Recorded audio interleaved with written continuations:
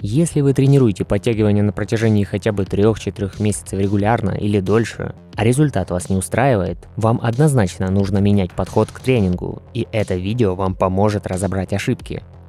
Первое, на что стоит обратить внимание, это ширина хвата. Вы наверняка слышали, что при разной постановке рук мышцы задействуются по-разному, и якобы для широкой спины нужно хват располагать как можно шире на перекладине. Так ли это? Какие тут минусы? Во-первых, при слишком широком хвате сокращается амплитуда движения, выполняется меньше работы мышц, чтобы выполнить одно повторение, и спина тут будет работать меньше, чем при хвате на ширине или чуть шире плеч. А вот плечи при чрезмерно широком хвате будут нагружаться. Слишком широкий хват может быть травмоопасен для плечевых суставов. Это неестественное положение, а учитывая, что так подтягиваться сложнее, чем классическим хватом, то, вероятно, у вас будут рывки на старте движения или чтобы дотянуть повторение до конца. Проводились ряд исследований на эту тему. Первое вы видите на экране. Тут сравнивали активацию мышц плечевого пояса и производительность при выполнении подтягиваний с различными положениями рук. Исследователи обнаружили, что широкий хват активирует больше мышц плечевого пояса, задняя дельта, но также увеличивает негативную нагрузку на плечевой сустав, то есть выше травматизм. Про работу спины, что она станет шире, про это речь не шло. В следующем исследовании были проанализированы движения сустава плеча и электромиографическая активность мышц во время подтягиваний. Результаты показали, что чрезмерно широкий хват подтягиваний увеличивает момент сил, действующий на плечевой сустав, и может привести к травмам из-за излишнего усилия. Я часто наблюдаю, как в спортзалах подтягиваются очень широким хватом или делают тягу в тренажере широкой постановкой рук. И почти всегда это читинговая техника выполнения из-за сложности движения, ну и чтобы взять больше вес. Подтягиваясь так, вы и спину не накачаете, и еще и вероятность травмироваться возрастает. В следующем исследовании было показано влияние максимальной амплитуды движения на силу и толщину мышц спины. Результаты показали, что группа, которая выполняла подтягивания с большей амплитудой движения, имела больший прирост силы и больший рост мышц спины по сравнению с группой с меньшей амплитудой движения. Хват использовался на ширине плеч в сравнении с хватом намного шире плеч. Также в еще одном исследовании сравнивали электромиографическую активность мышц спины между различными техниками подтягиваний с разной амплитудой движения и шириной хвата. В результате подтягивание с большей амплитудой движения хватом на ширине плеч способствовало большей активации мышц спины и большему приросту силы. Так какой же хват нужно использовать?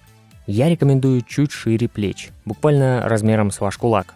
То есть поднимаем руки на ширине плеч и на несколько сантиметров раздвигаем в стороны. Так будет оптимально и для развития мышц, и для меньшей травматизации суставов. Такие подтягивания можно чередовать с чуть более узкой постановкой рук, боковым хватом, прогибаясь в спине. Ведь вы, возможно, делаете тягу блока узкой рукоятью и стандартным хватом. Аналогично будет делать и в подтягиваниях для вовлечения мышц под разными углами. Кстати, мой стаж силовых тренировок с 2011 года. Пишите мне в личные сообщения за помощью с индивидуальными программами тренировок и питания. Читайте десятки довольных отзывов на моем сайте. Жмите кнопку в верхнем углу экрана. А также за символическую поддержку донатом на удобную вам сумму я отправлю вам свою книгу. Там ошибки в тренировках, рацион питания и большой материал по увеличению подтягиваний. Ссылки я оставлю в закрепленном комментарии под видео или жми кнопку в углу экрана. Вторая ошибка. У вас расслаблены мышцы живота, ноги, ягодицы. Все это влияет на то, как будет выглядеть ваше подтягивание. И чтобы выжать максимум эффекта от упражнения, держите эти мышцы в напряжении. Так вас не будет раскачивать, а значит вы сможете сделать больше раз и с лучшей техникой. Вам не нужно будет висеть внизу, чтобы остановить раскачку или тормозить себя ногой. Бывает же такое, когда подтянемся определенное количество раз, а дальше останавливаемся не потому, что устали руки или спина, а из-за раскачки тела становится делать уже сложно и приходится останавливаться. К тому же, если держать в напряжении пресс, а ногами, пятками сопротивляться выводу ног вперед, кроме исключения раскачки, вы еще и проработаете мышцы живота в статике. Убрав раскачку, вы повысите эффективность своих тренировок. Попробуйте попрактиковаться сначала с резинкой, если тяжело. При раскачке вы просто тратите лишнюю энергию на стабилизацию тела, Избегайте этого. Третья ошибка. Помните правило. То, что тренируем, то и получаем. Часто, когда максимум подтягиваний долгое время застрял на месте, на каком-то количестве, например, 11 раз, мы пытаемся компенсировать недостаток силы, делая другие упражнения, например, тягу вертикального блока.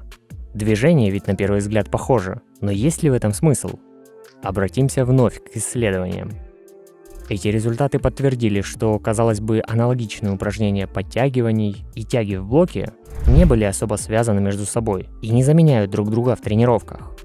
А на что же нужно обратить внимание, если застряли в прогрессе? Это техника правильного подтягивания. Узнаем дальше. Ребята, а я напомню, что для украинцев я создал второй украиноязычный YouTube и Telegram каналы по тренировкам. Ссылки в закрепленном комментарии или в углу экрана. Итак, снимите себя на камеру сбоку. Часто мы того не замечая, начало движения делаем правильно, а затем начинаем халтурить и горбить спину вверху. Знакомо? Если вы не исправите эту ошибку, то так и будете топтаться на месте. Сгорбливание спины допустимо, когда мы тренируем руки или когда мы делаем на количество раз и хотим сделать больше, на выносливость. Если же цель поставить акцент на рост мышц спины, попробуйте с резинкой, если тяжело. Сделайте движение технически правильно. Начинаем внизу со сведения лопаток и тянемся к груди, немного прогибаясь в спине. Да, вы сделаете меньше, чем обычно, но мышцы получат нужную целевую нагрузку и в последующем вы спрогрессируете. Четвертое. Стоит ли делать подтягивания за голову для мышц спины? Что говорят исследования? В одном из них были изучены плечевые травмы, связанные с тяжелоатлетической тренировкой.